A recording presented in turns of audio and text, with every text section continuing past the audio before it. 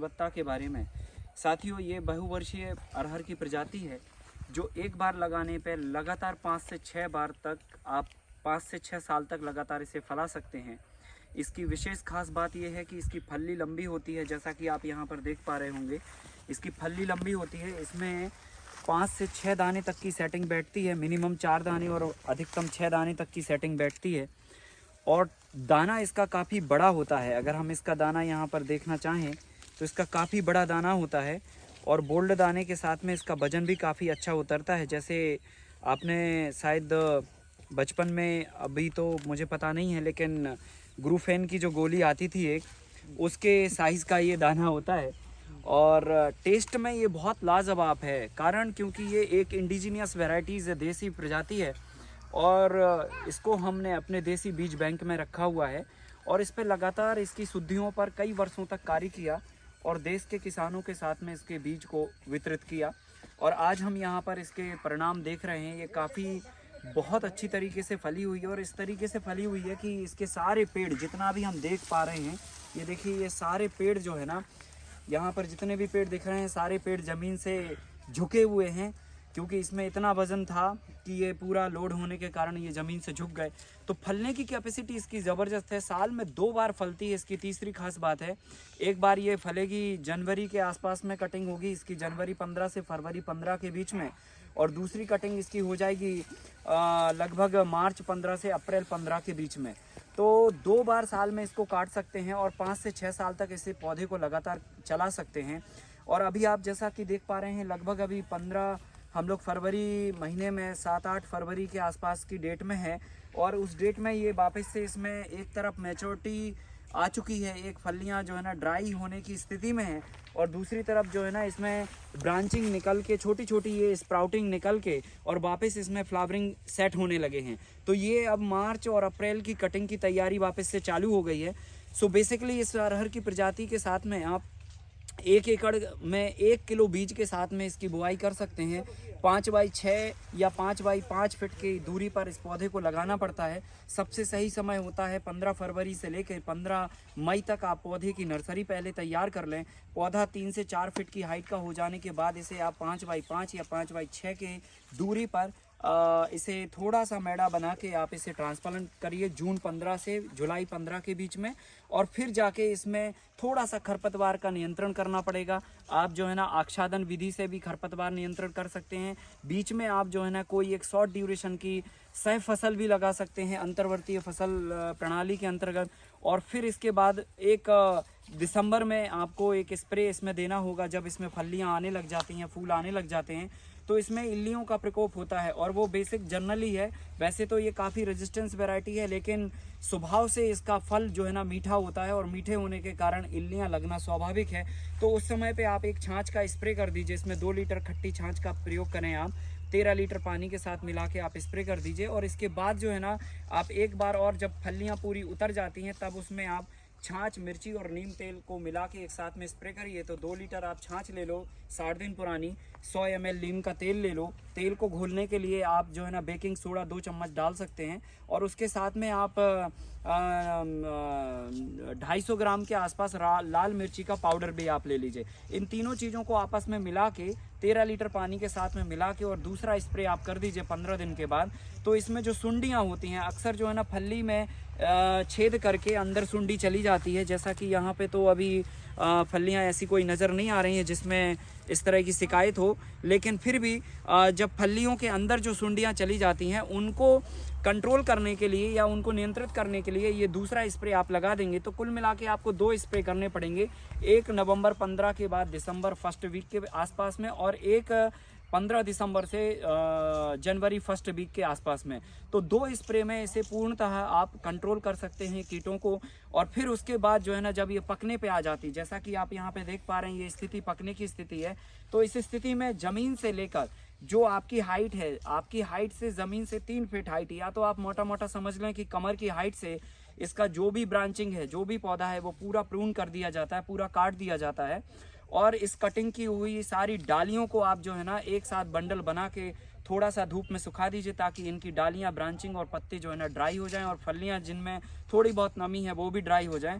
फिर इसे आप थ्रेसर में डाल सकते हैं। थ्रेसर में डालने से आपका दाना सेपरेट हो जाएगा और इस सब का पत्तों का और डंठल का भूसा बन जाएगा, जो फॉडर के रूप में गायों को खिलाने के लिए इस्तेमाल किया जा सकता है। और गाय इसे बहुत पसंदीदा तरीके से खाती हैं, क्योंकि इसमें हल्की क्षारीयता होती है, नमक कंटेंट होता है, तो बहुत अच्छे से पसंद करती हैं। तो भूसे के रूप में भी यूज़ किया जा सकता है। अदरवाइज़ आप इसको बंडल बना के, और जैसे हम लोग तिल की कटाई करते हैं और तिल के बंडल बना के उल्टा तिल को रख देते हैं तो वो झड़ जाती है, ठीक उसी तरह से इसका भी हम बंडल बना के और ऐसे उसको चारों तरफ सरसों के माफिक जो है ना बंडल बना के और उसको खड़ा टिका सकते हैं। और 5 से 7 दिन के बाद में जब ये पूरी तरह से ड्राई हो जाएगी तो आप इसको पूरा बंडल पकड़ के एक बार जोर से ऐसा ही मार देंगे तो पूरा फली के दाने ऑटोमेटिकली निकल जाते हैं।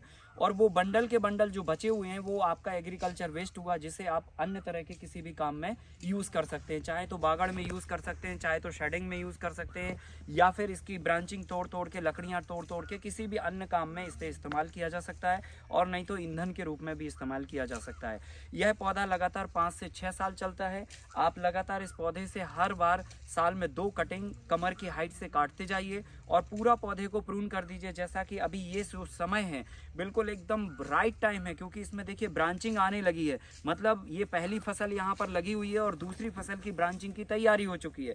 अगर हम इसमें फलियाँ तोड़ के पौधे को छोड़ देंगे तो इसकी जो एनर्जी है वो डाइवर्ट हो जाएगी, क्योंकि इस एनर्जी पे आप पौधे को सही ढंग से नहीं फैला पाएंगे। लगभग 15 दिन का आपको इसको रेस्ट देना चाहिए, तब जाके ये अपने अंदर जो एनर्जी स्टोर करेगा, फिर सही ब्रांच बना के और अच्छी फ्रूटिंग लेके दोबारा आएगा। तो हमें क्या करना है, ज़मीन से लेकर 3 फीट की हाइट, या हम मोटा मोटा अंदाज लगा लें जो पौधे की हाइट है और आपकी कमर की हाइट है, उस हाइट से आप इस पूरे पौधे को उड़ा दीजिए। जितनी भी ब्रांचिंग है वो सारी काट दीजिए और उन ब्रांचिंग का बंडल मिला के आप अरहर की दाल निकाल लीजिए। पौधे के स्टेम को खड़ा रहने दीजिए और ये स्टेम आप वापस जो है ना 15 दिन में ब्रांचिंग करके फिर से वापस फ्लावरिंग बनाएगा और फिर से वापस 15 मार्च से 15 अप्रैल के बीच में एक कटिंग आपको दोबारा से दे देगा। तो इस तरह से हम बहुत ही मिनिमम लागत पे इस अरहर की खेती को कर सकते हैं, जहाँ पर बहुत कम पानी की बहुत कम पानी है, जहाँ पर जिन इलाकों में, उन इलाकों में भी इस खेती को बहुत अच्छे से किया जा सकता है, क्योंकि इसमें साल में पूरे 5 से 6 पानी की ज़रूरत होती है 2 फसल लेने के लिए। जब दिसंबर में फसल आती है तो 2 पानी में ये तैयार हो जाती है और फिर इधर मार्च में आने के लिए 3 पानी की आवश्यकता और होती है। और अगर आप इसे केवल दिसंबर में ही लेना चाहें तो 2 पानी में भी आप इसे एक बार कटिंग में 8 कुंटल के आसपास की उपज ले सकते हैं। और अगर आप 2 उपज लेते हैं तो 10 से 12 कुंटल की उपज एक साल में इस अरहर की खेती से ली जा सकती है। 1 किलो बीज लगाने पे 10 से 12 कुंटल की उपज होती है। और अब अगले साल से 1 किलो का भी आपका इन्वेस्टमेंट नहीं होने वाला है, क्योंकि अगले साल आपको केवल मेंटेनेंस करना है, कटिंग करनी है, थोड़ा सा खाद देना है और मिट्टी चढ़ा के वापस इसको पानी देना है, और ये वापस से आपको 10 से 12 कुंटल फिर उपज देगी। और लगातार 1 किलो बीज लगाने पर ये 5 से 7 साल तक लगातार 10 से 12 कुंटल आपको उपज देती जाएगी। तो ये बहुत ही कम लागत में अच्छी मुनाफे की खेती का एक उदाहरण है, और यह पूर्णतः विषमुक्त खेती के अभियान के अंतर्गत पूर्णतः विषमुक्त तरीके से किया गया है। और इसकी विषमुक्त तरीके से ये बेहतरीन उपज यहाँ पर देखने को मिल रही है। आप सभी किसान भाइयों से आग्रह है, इस खेती के साथ में आप काम करिए।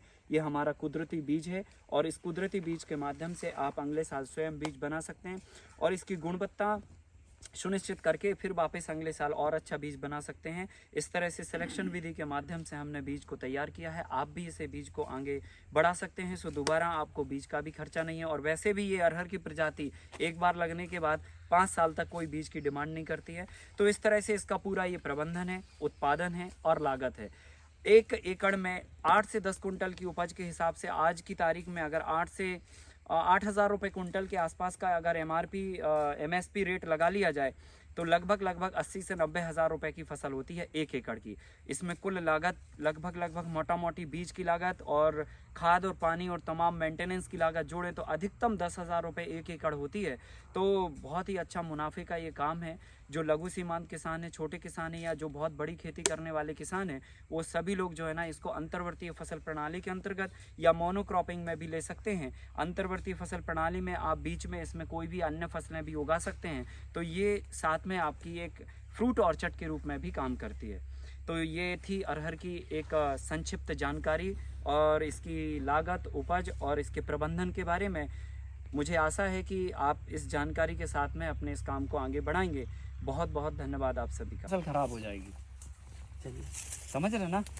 अगर हम रुके तो दूसरी फसल, अब ये फलियां तो कच्ची हैं तो ठीक है रहने दो, इनके पकने के इंतजार में ये फलियां आ जाएंगी, फिर ये पक जाएंगी, फिर ये वाली कच्ची रहेंगी, तो वो मेंटेनेंस नहीं बन पाएगा। तो हमें क्या करना है, एक जैसा रूटीन मेंटेन करना है। अभी ये फलियों में दाना पक चुके हैं, ये ड्राई होंगे, सूख जाएंगे तो दाल बन जाएगी इनकी, इसमें कोई तकलीफ नहीं है। फल पूरा तरह से पक गया है, मैच्योरिटी पे आ गया है, गीला है, नहीं निकालेंगे तो ये 1 महीने तक भी अभी ऐसे ही रहेगा, और फिर इसके साथ में 2 ये सूख जाएंगी, अगली 2 हरी हो जाएंगी, तो ये फिर वो चलता ही रहेगा कंटिन्यूसली, है ना। तो अपन को क्या करना, जमीन से लेकर कमर की हाइट मानो आप, 3 फीट कहाँ टेप लगाते रहेंगे हम हर बार, है ना। तो जब कमर से हमारी ये हाइट आ रही है तो बस हमारा इतने से हमें इसको उड़ा देना, सीधा ये पूरा ऐसे आप ब्रांच कर दीजिए, पूरे पौधे को जो है ना 3 फीट हाइट से आप उड़ा दीजिए। ये बिल्कुल भी मत सोचिए कि उसमें 2 फूल आ रहे हैं या 4 फलियां आ रही हैं या 3 ये आ रही, क्योंकि अगर हमने उसके बारे में सोचा तो ये पेरेनियल वैरायटी है, ये तो कंटिन्यूसली फलने वाली है ना। तो नहीं काटेंगे तो ये आगे और फलती रहेगी। तो और फलन इसका अगली बार जो है ना, जब आपका मार्च अप्रैल में आएगा तो बहुत कमज़ोर हो जाएगा, ठीक है, क्योंकि इसकी जो ताकत है ना वो मेंटेन ही नहीं हो पाएगी, वो लगातार पुरानी फलियों में भी जाएगी, पुरानी पत्तियों में भी जाएगी, तो जो उसकी ईल्ड आना चाहिए मार्च में वो ईल्ड नहीं आएगी। अब देखो हमने क्या किया, पूरे प्लांट का बॉडी वेट हटा दिया, जो अवशेषी अंग थे इसके, जो जबरदस्ती के खाना पीना खा रहे थे, वो इतना सारा वेस्ट था, वो लोड हट गया। अब क्या होगा, अब ये जो टाइम है इसका, ये पूरी जो एनर्जी है अब वो सही ढंग से ये ब्रांच बनाने में लगाएगा, फिर सही ढंग से वो फ्लावर बनाने में लगाएगा, और सही ढंग से वो फली बनाने में लगाएगा।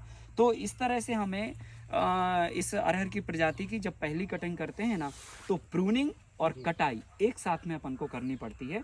और जो भी इसमें ठीक है उस समय पे फूल होंगे वो ड्राई हो जाएंगे, कोई हरकत नहीं है, और थोड़ी बहुत फलियां उसमें कुछ ग्रीन होगी तो वो भी ड्राई होकर दाल बन जाएगी। हम छन्ना लगा के उनको सॉर्ट करके अलग कर लेंगे, पर ये मेंटेन करना ज़रूरी है। अगर ये नहीं किया तो अगली उपज पे हमारा प्रभाव पड़ेगा, ठीक है। तो इस तरह से हमें 3 फीट हाइट से सारे पेड़ काटने हैं, जिनकी आपने फलियां निकालनी हैं उनको भी काट दीजिए, और जिनमें अभी कहीं कहीं कुछ फलियां लगी हुई हैं ना, उनको भी पूरा आप 3 फीट हाइट तक उड़ा दीजिए, नहीं तो ये फिर अगली उपज के लिए अच्छी ढंग से तैयार नहीं हो पाएगी। ठीक ठीक।